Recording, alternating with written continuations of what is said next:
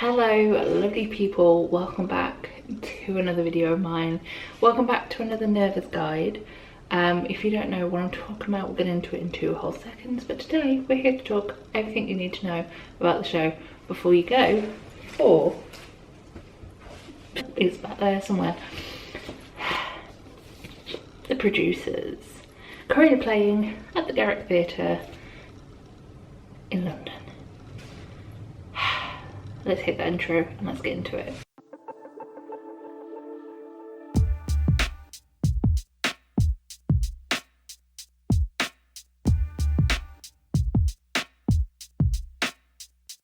So before we get into this, I'm just going to point out the fact that it is currently 10:30 at night.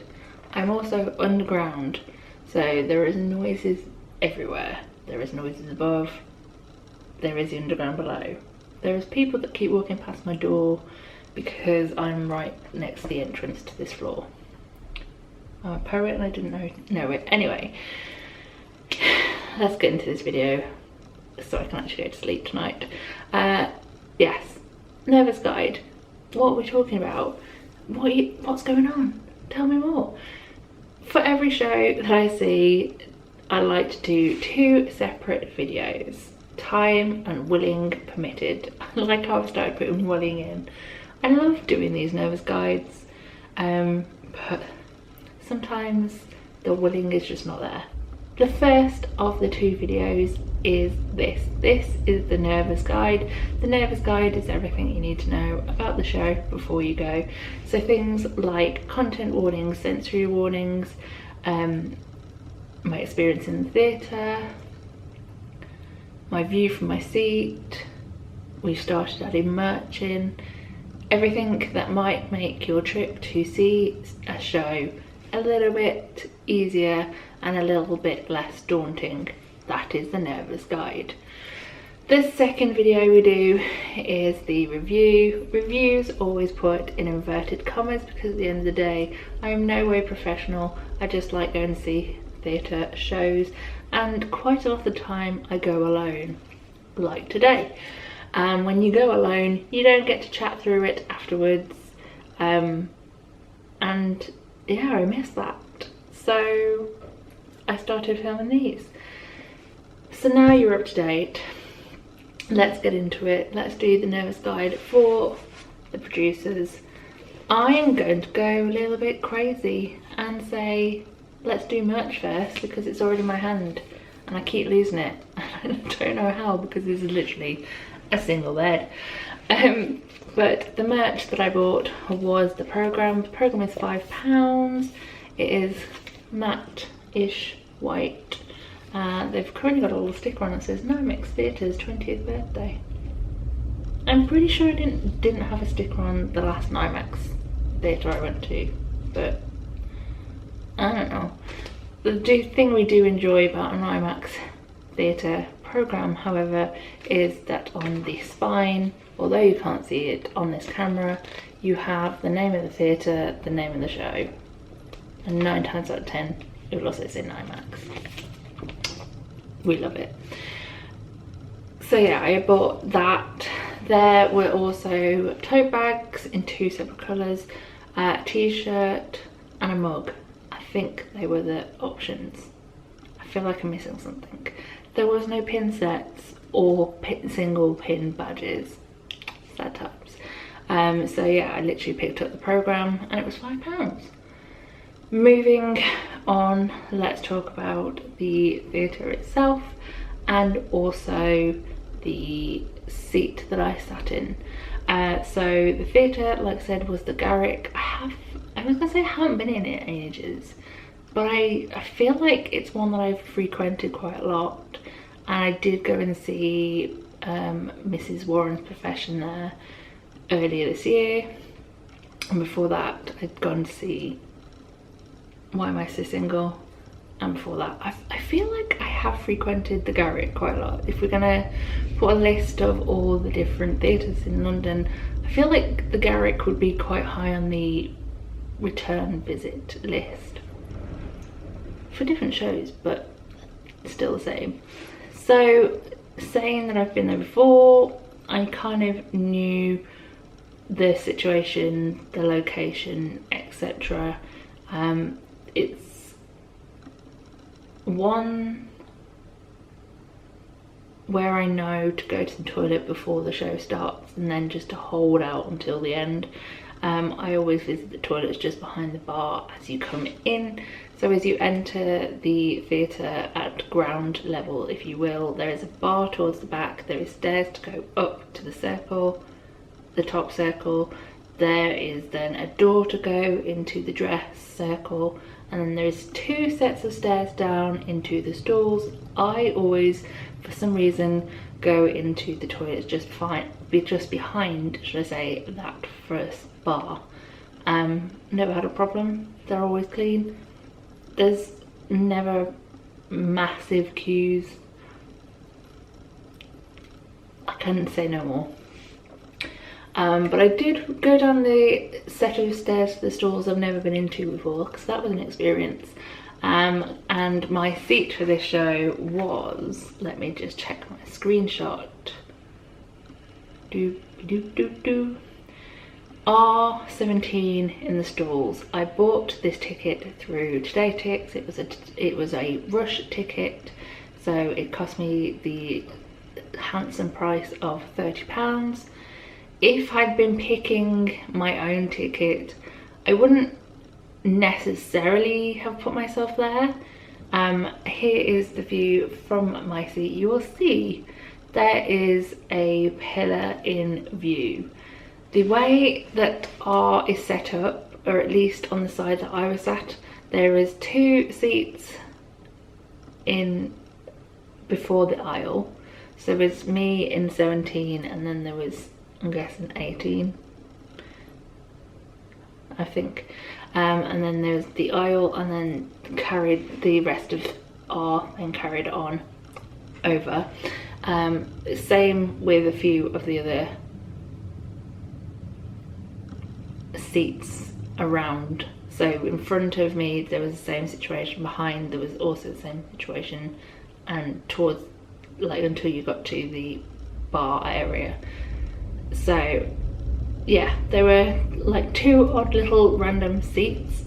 They were comfy enough, leg room was alright, but the pillar did cause me a couple of moments of issues.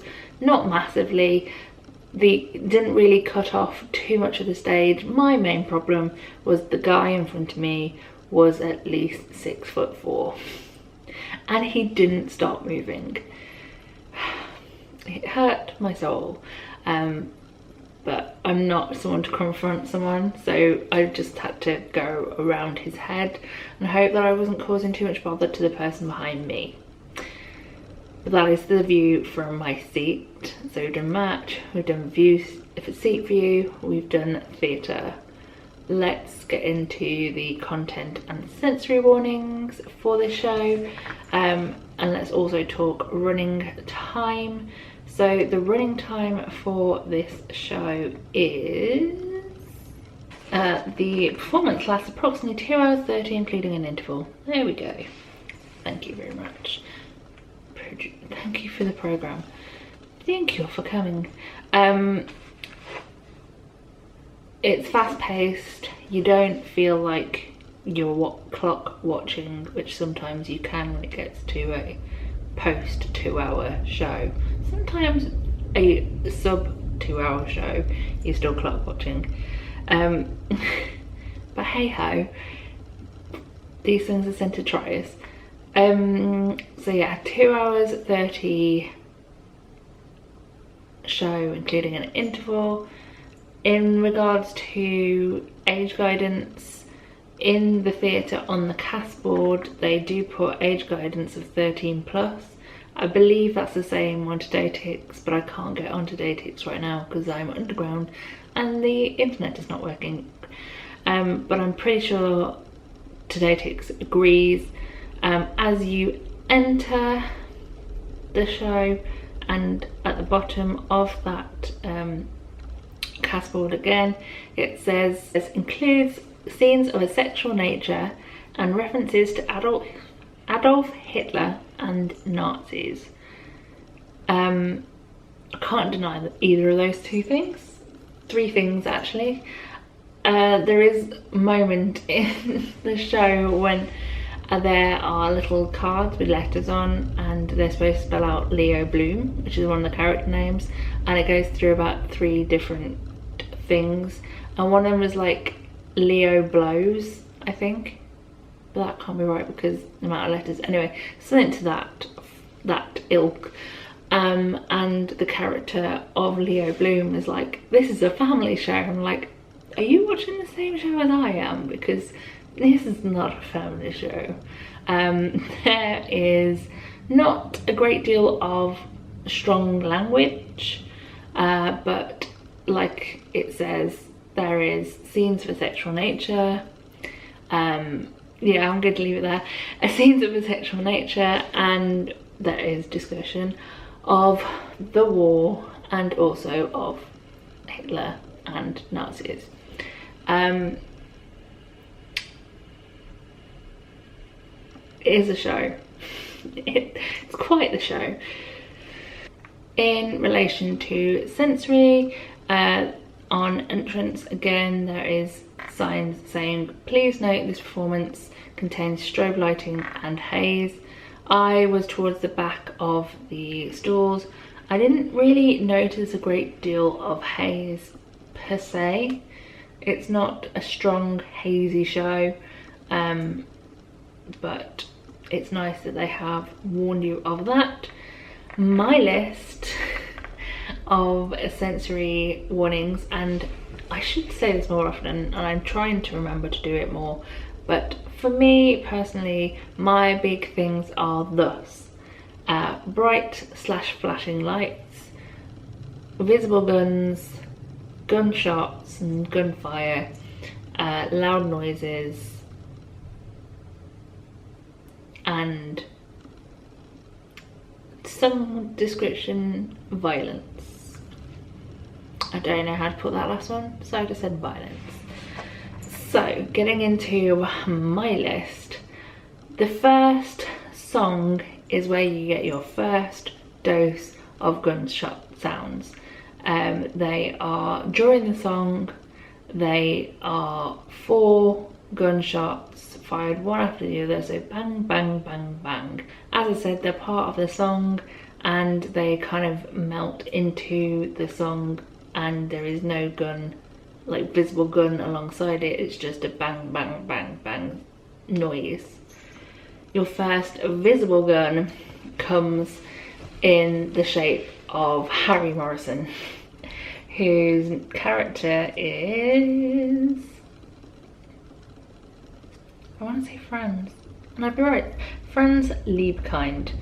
Basically, whenever the wonderful Harry Morrison is on stage as Franz, just be on guard if you are not a fan of a visible gun like myself, because that is mostly the times that you see a gun, it's held by him. So there is a visible gun in and after the song Guten Tag Hot Club, which I'm going to just check that is the name of the song. I was right, the Guten Tag Hot Club. Is held by Harry as Franz. It is not fired during that song. It's just threatened. And that is the Act 1 Guns and Such list. Act 2, there is then a little bit of a break in visible guns until you get to Springtime for Hitler. During Springtime for Hitler, there is a few sound effects throughout the song and throughout the performance of said song. There is gun sounds and also explosion, like bomb sounds, during that song. And then at the end of the song, once it gets into the next bit of dialogue, which is between the character again of Franz and Leo and Max, there is another set of visible gun moments. It is again held by the gorgeous and wonderful Harry Morrison, who fires it a few times and also holds it to his chin in threatening to do something. However, at that point there is no gunshot because there's like a hint there's no more bullets. He then puts the gun into his holster / pocket. There is one more bang at that point, and then he pulls out something from his pocket. I do have to say, all of the gunshots in this show are not loud gunshots. At the beginning, when I saw the guns, was doing my normal covering my ears, I'm scared kind of moments. Towards the end, I just let it roll the punches, if you will. I feel like they were on a track as opposed to live gunshot sounds. So the volume control of it was set at a certain time. I could be wrong. They could have been live, they could have been like a drum beat, I don't know.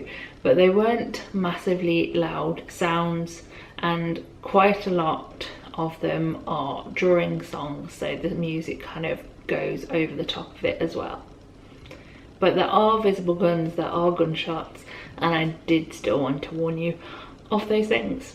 So there we are. I think I've discussed everything. I've done the sensory and content, I have done my view from my seat, I've talked about the merch, and I've talked about the theatre. That is pretty much all I need to do, I think. So I'm going to bid you farewell. I will see you again in the next video for the review. But yeah, from me sitting at late at night in this room, I'm going to bid you farewell and say thank you very much for watching. The great thing about this hotel room is that you won't know that the day has changed probably between this video and the next, apart from the fact I probably won't be wearing my glasses and I might be wearing a slightly different outfit, but it'd still be dull and boxy. The hotel was cheap, what can I say? Anyway, I'm going to leave you here, so thank you very much for watching. I hope you enjoyed. I'm going to go and have a well-deserved sleep now, because I've done 2 shows today and I solved my way through the second one, which was Benjamin Button. I did come down and have plans to see it because I want to say goodbye to it before it goes. Anyway, that's a story for a different day, a video that I don't need to film because we all know I love that show and will be sad that it is going, and it will be missed. But that's enough of me rambling on. Let's leave this video here, so thank you very much for watching. I hope you come back next time, and all that's left to say is the usual, which is thus: so long, farewell, auf Wiedersehen, and goodbye. Bye.